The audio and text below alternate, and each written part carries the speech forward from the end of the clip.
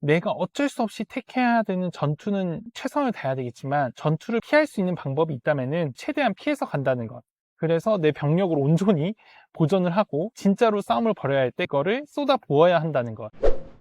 안녕하세요. 오늘은 서울숲 근처에서 교육이 있어가지고 비 오는 날에 서울숲에 왔습니다. 오늘은 조금 특별한 이야기를 드리려고 합니다. 간략히 제 소개를 드리면은 저는 서울대 경제학부를 졸업했고요. 그리고 8년 반 동안 종합상사에서 해외 영업직으로 근무를 하고 과장 2년 차로 퇴직을 한 김용현이라고 합니다. 보통 서울대 경제학 졸업했다고 하면은 사람들이 어떤 걸 떠올릴까요? 제 주변도 그렇지만 보통 전문직을 얘기를 많이 하시는 것 같아요. 특히 로스쿨로 대표되는 이제 변호사의 길을 많이 얘기를 하시고 실제로도 많이 가는데요. 지금도 그렇지만 저도 재학 중일 때 로스쿨에 대한 인기가 정말 대단했습니다. 당장 제가 퇴사한 영상만 봐도 퇴사한 다음에 바로 전문직을 준비해야 된다라고 댓글을 써주신 분도 있어가지고 그거에 대한 인식을 많이 알 수가 있는데요. 비가 너무 많이 와서 우산 쓰면서 얘기 드리도록 하겠습니다. 저는 재학 중에도 로스쿨에 대한 거는 생각해보지 않았고 지금도 그러한데요. 다른 모든 전문직 시험에 대한 것과 같습니다. 오늘 영상에서는 제가 왜 로스쿨을 진로를 택하지 않았는지 그거에 대한 얘기를 말씀드리면서 진로 선택에 대한 제 생각을 공유 드리려고 합니다. 이렇게 생각하는 사람이 있고 실천을 옮기는 사람이 있구나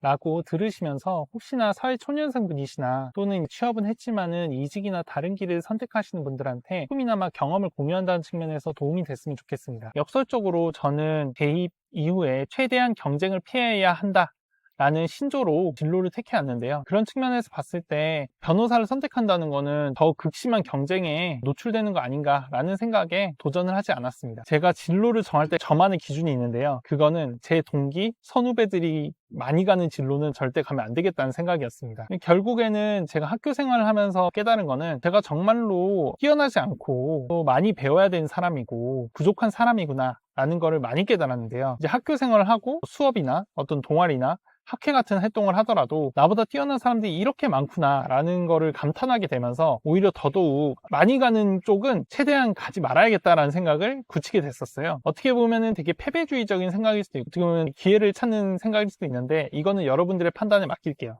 제가 봤을 때 변호사뿐만 아니라 라이선스를 통해서 움직이는 시장은 진짜 독식 시장이라고 생각을 하기 때문에 상위 1%, 상위 10%가 되는 노력이 없으면은 들인 노력에 비해서 굉장히 어려워질 거라고 생각을 했거든요. 저도 대학 입시 경쟁을 겪었고 그런 경쟁이 어떻게 보면 큰 수혜자였지만은 어쩔 수 없이 경쟁을 하는 거는 경쟁에 임해야 되지만은 만약에 내가 선택할 수 있고 한다면은 최대한 경쟁을 피해야 되는 게 제 삶에 있어서 큰 도움이 될 거라고 저는 생각을 했습니다. 그러니까 결국에는 우리가 전쟁 영화 같은 거 보면은 내가 어쩔 수 없이 택해야 되는 전투는 최선을 다해야 되겠지만 전투를 피할 수 있는 방법이 있다면은 최대한 피해서 간다는 것.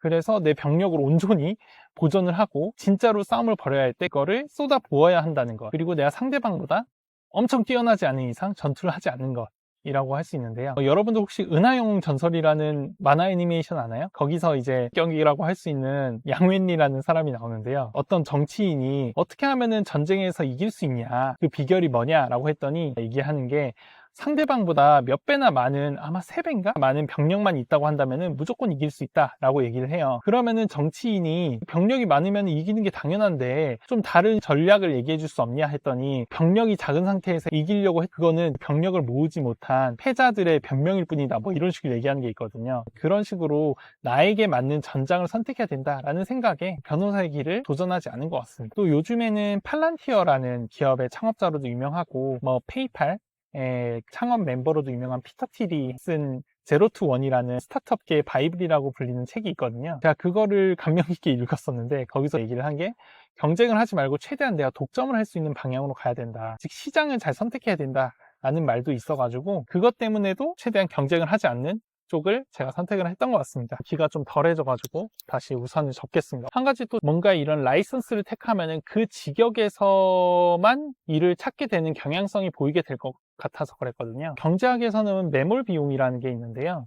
매몰 비용이라는 거는 어떠한 것을 택했을 때 그걸 택했을 때 내가 들인 노력 비용 등을 또 다른 선택을 했을 때 그거를 고려하지 말아야 된다는 그런 심리적 장벽을 얘기를 하거든요. 예컨대 제가 종합상사를 퇴사하고 나서 또는 퇴사할 때 가장 많이 들었던 게 댓글로도 이런 내용이 나오는데요. 너가 했던 무역업 경험을 살려가지고 오파상을 한다든가 뭐 중국에 보따리 상을 해야 되는 거 아니냐라는 말을 많이 들었는데요. 내가 여태까지 했던 이력들이 어떻게 보면은 내가 극복해야 될 부채가 되는 거죠. 경로 의존성이라는 말도 이거랑 비슷하게 되는데, 내가 했던 경로들이 다음에 택할 경로에 대해서도 그 진로를 바꿀 수 없게 되는, 어떻게 보면 전문성이라고 얘기를 할 수 있는 거고, 어떻게 보면 장애물이 될 수가 있는 것 같아요. 근데 라이선스라는 게 들어가게 되면 여태까지 들었던 노력이 있고 그런 전문 지식이라는 것이 있기 때문에 내가 변호사를 하게 되면은 거기에 많이 의존을 하게 되겠다라는 생각을 하게 됐습니다. 한 가지 부차적인 것도 있는데, 결국에는 전문직이라고 하는 거는 제가 안 해봤습니다. 제가 그냥 예전에 생각했던 거예요. 전문직은 동일한 전문 지식을 가지고 그 바운더리에서